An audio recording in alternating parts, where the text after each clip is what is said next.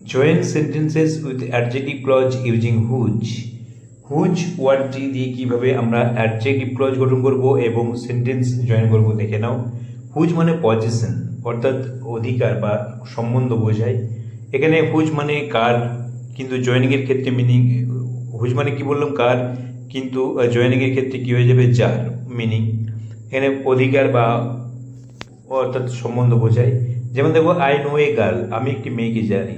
Her father is a doctor, তার বাবা একজন ডক্টর। এখানে দেখো মেয়ে কার বাবা ডক্টর, মেয়েটি, তাহলে মেয়েটির সম্পর্কে বর্ণনা করা হচ্ছে।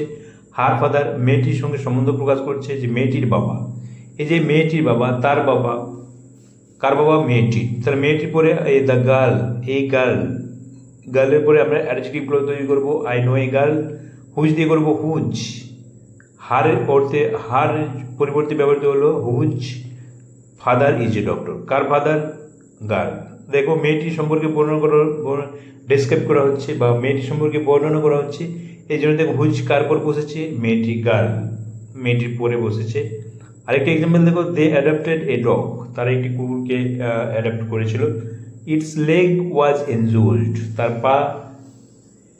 পা ভেঙে গিয়েছিল, আহত হয়েছিল। এখানে তাহলে এই পা বলতে কার পা, কুকুরটির পা।